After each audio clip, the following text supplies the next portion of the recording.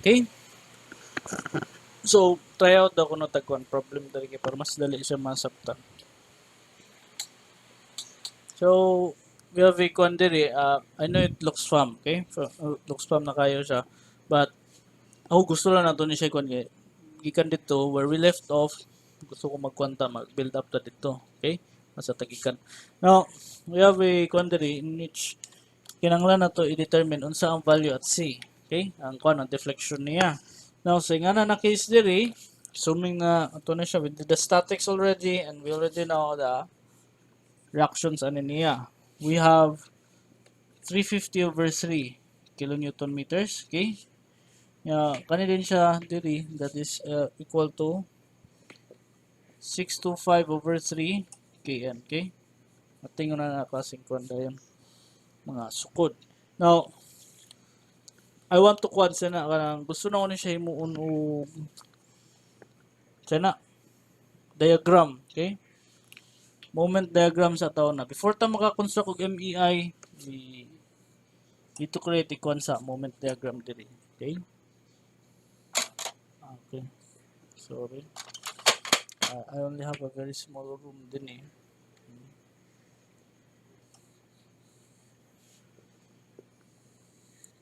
Sige.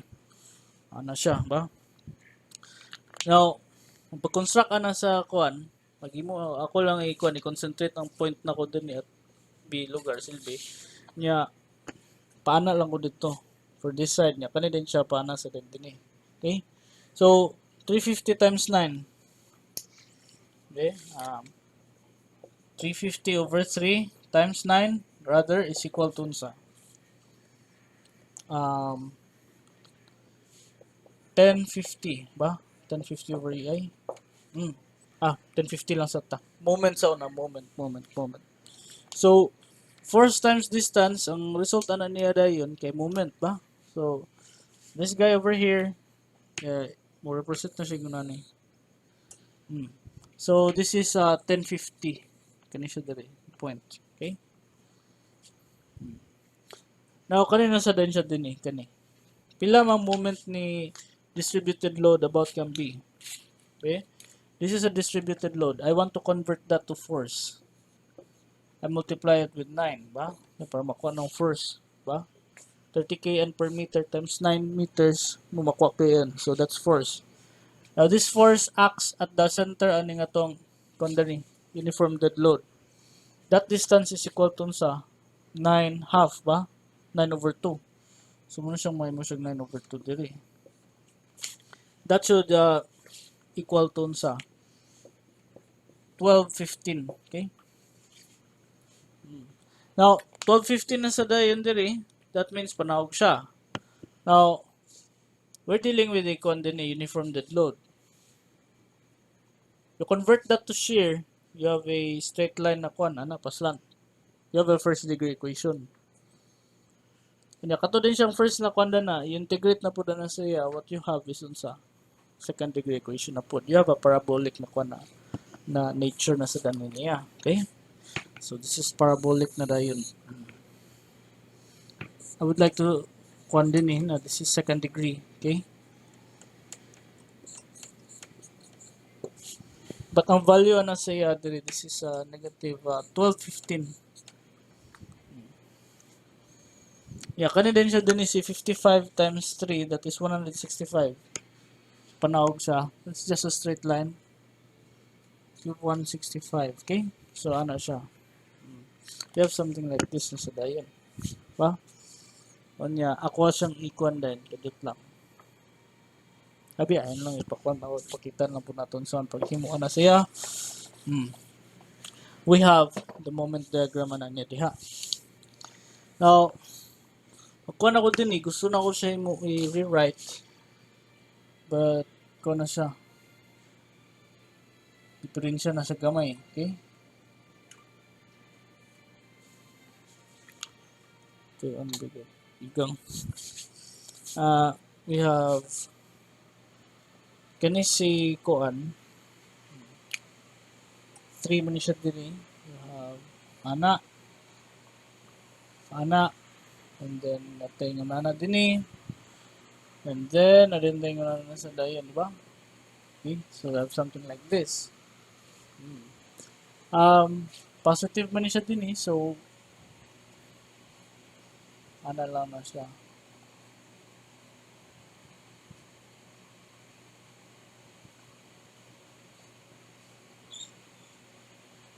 This is unsa? 1050 over EI ba? Let's construct our M over EI na diagram. This value here, this is unsa? 165 over EI. Okay? Negative na siya. And then, kani din siya diri, this is negative 1215 over EI. Okay? This is our M over EI diagram ba? Ano yung itsura? But ako na siyang imuna dayon dito. I take it a step further because when you say conjugate beam gani, ang iyang load na kang M over EI diagram. Ang kulang lang ani siya kaya kani mga supports na to. Ba? Now, unsa atong nasabutan diri basta exterior supports gani unsa man na siya? Exterior supports pa rin. Kung fixed free end, unsay may tabang free end? Fixed end na siya. Kung internal na mga supports, unsa may tabuan na siya, becomes an internal hinge. Okay? Hinge. Hingi. And then, kani din siya, take note, second degree ni siya. Second degree equation. From there na sa dayon, try na to determine na din pila ang value ana siya din eh, ba? So, sa nga na klaseng style na din magkuhan na rin ta, ito na siyang i-label na dayon ng hinahinay, ba? This is A, and this is B, and this is C, ba? Ano siya? This is A pin. So, ang reaction na niya, ito yung vertical na reaction din eh. I'll just call this RA prime. Okay? Prime kay imaginary man siya. Kung siyang nga nag-prime. Now, kanisa din siya diri, at C na sa dayon, nasa imaginary moment, ako lang i-assume na paano siya, okay? Let's try to assume na positive siya. Kapulo naman tayo positive na. Sige lang. At wala i-assume na positive na siya.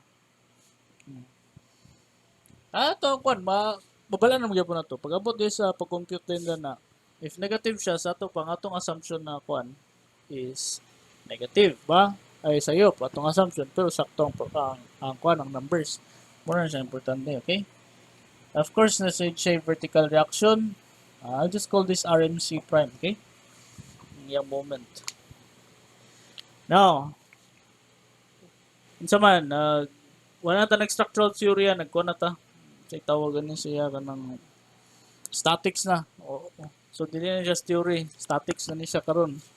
Now, kung statics na tong kunon din di ato lang sulbaron statics. Di ba? So masay na siya sulbaron statics. So akong himo na ni siya ako ni siyang hinge man ni siya, pwede na ako siya bungkagon, ba? Ako na siya bungkagon diri. Tabuan na siya kay ngani na din. Taas ni sa dapat taman dayon dili siya ba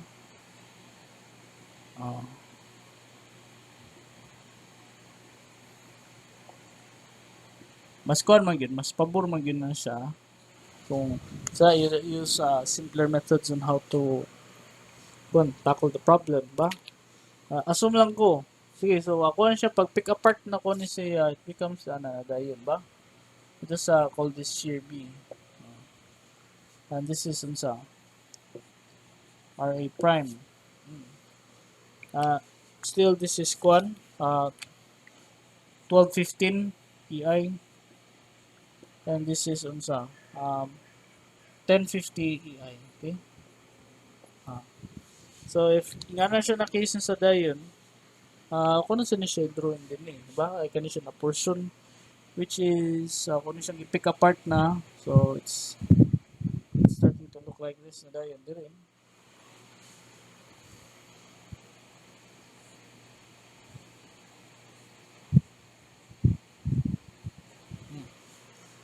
This is 3 meters, okay? Ay, di man mag-change yung geometry niya. This is still kuha na 9 meters yapon siya. Ang distances ano niya, 9 meters yapon. So 3 meters ni siya, pero just for the sake of equilibrium sad, I would like to change, apply ni siya, pero ako na pasaka, ba? Ngano nga naman, ato man siya gibungkag. Kung itaod na to siya balik, sa to pa, kini siya plus kini, equal to sa 0. Na kayo makita na yung na wala. Wala ba? Ngano man, 0 man. So, ano na siya. Okay? So, sa nga na case din diri, we have, saka na din siya na RC prime, then, na din siya na nasa din ni RMC prime. Okay? So, ano na siya. These are the free body diagrams at nung kanon din eh. And our objective in searching for the deflection at C becomes a static na po. Kaya ito lang pa ito ng moment at C. Ba? What is RMC? So, let's start na din. First na tayo kanina kon. Let's consider this diagram sa unang. Ba? So, nga na case diri, consider that diagram. Let's say, this is A, ba? A prime siguro na, or ganito si B. Prime. So, ba? I would like to sum up moments at A, ba? A is equal to 0. So, kani siya, si RA, wala na siya ikuan. Kanirang tulo. Kani. So, in other words, kani si VB, kauban siya niya ni spandrel, ba? Ilang kontra kay kanira? Si 1050i. So, in other words din VB gives a clockwise na rotation as well as kani siyang distributed load. Clockwise na rotation na yung matag. In which yung moment arm is equal to 9, ba? Okay. Plus, kanina sa din siya. Kuan sa daw tao na. Area. Pilang area na niya? 1215 over EI. 15 over EI. Ang height niya muna siya. Ang ihang kuan din ipila man na siya. Yung kuan base. Times 9, ba? Divided by, pila man to siya? N plus 1 man, ba? But we all know that this is a second degree equation. So, N is equal to sa 2. So, 2 plus 1.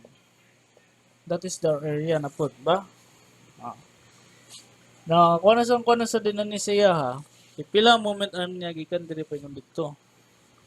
We know that our quantity, atong centroid located siya dapit. So, ana siya, paingon din pero, ang atong nabalaan ra, kay natay formula para ani. Pero kani siya, wala tay formula na. Pa? Pila man ang centroid niya diri. That is just unsa. 9 divided by unsa. N plus 2, ba? So, 2 plus 2 ni siya diri. This is 9 over 4. If this is 9 over 4, this is 9 tanan, then this should be unsa. 9 minus 9 over 4. Or 9, 2 plus 2. Pilisan. Para dili mawala yung reasoning na niya. So, this becomes 9 minus 9 over 2 plus 2. Okay? So, we have something like this na dayon. Ba? I hope makita pag-apon na ninyo. And from there dayon, napatay ko doon we equate that with kwan. Yung kontra na lang, which is kani si distributed na triangular load, ba? Whichever kwan na siya, ang area na niya, it's just an area of a triangle, ba? Which is 1/2 times height na to, which is equal to 1050 over EI times ang base niya pila man, 9. Now, ang moment arm na sa danan niya, ba? Centroid is located here. Now, yung distance niya pa yung dito dapit. That is how much? That is 2/3 times unsa? 9. That's 2/3 of 9. So, in other words, diri, 2/3 times 9 na din siya. So, nga na nadayo na siya. Okay? Ano lang. This is equal to unsa? 12, 98, 415, 415 over 4 EI ba? Nga, may tabo na sa din siya din kanang all of this dayon this is equal to 28350 over EI. Times, divide by 9 dayon, atong makuha din na value kay pila. We shall have RB prime, VB prime rather. VB prime is equal to 416.25 over EI. So natin yung nanin na kwan, number, ba?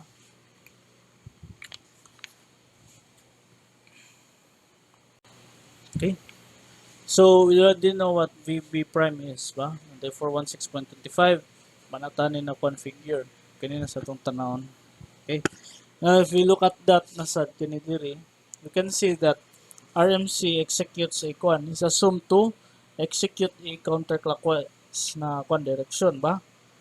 Pretty much the same na gyapon aning sa kwan kining nasa ubos na pila value ana niya kanang blue distributed load which is equal to 165 over EI, ba?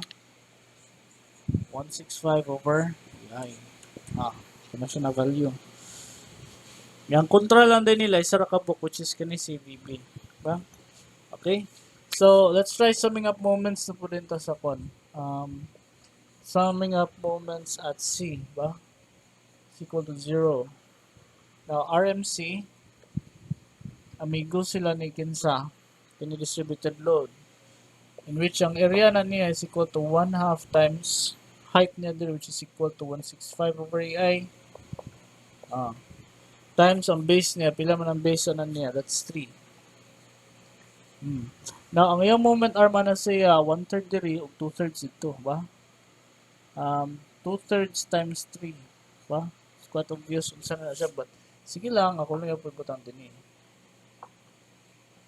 Ana.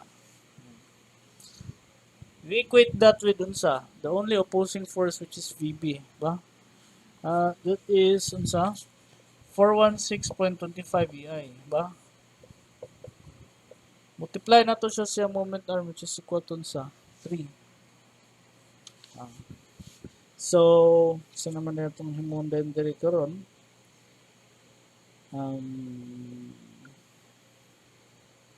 Lagi, sakto lagi. Okay, so ako ni siya compute din diri. This is equal to amo lagi. Diretso naman ni siya. RMC prime is equal to unsa 753.75 over EI, ba? Kuan mo ni siya, unsa na? Very familiar number. So sa ato pa sakto atong gimo, ba? Ato ang EI. Sama man siyang EI na pod. EI EI na to diri is equal to sa 200 GPa, ba? 200 times 10 to the power 6 kilonewton kana siya, ba? Ang I na sa din nato diri is equal to 830 times 10 to the power 6. I would like to divide this by 1000 to the power 4th. Yeah, m4th na din na siya, ba? Sakto? If multiply natin siya diri, we will have our EI to be 166,123 kilonewton meter squared, ba? Ito itong EI. Okay, pila kayo itong EI gani guys? We have 1,660,000 kilonewton meters squared, ba? Kani siya diri, this is kilonewton m cube, ba? So we have in meters na siya. Kung ni siyang ikuan niya times 1,000 dayon, we should also know then that the RMC is equal to sa delta C in real beam. So this is in other words atong number then diri which is equal to 4.541 millimeters, and sakto atong assumption na paana siya sa taas, so muna siyang positive atong moment din eh. This will be our answer. Okay. So, ano lang gini siya. This is the nice thing about conjugate beam method kay.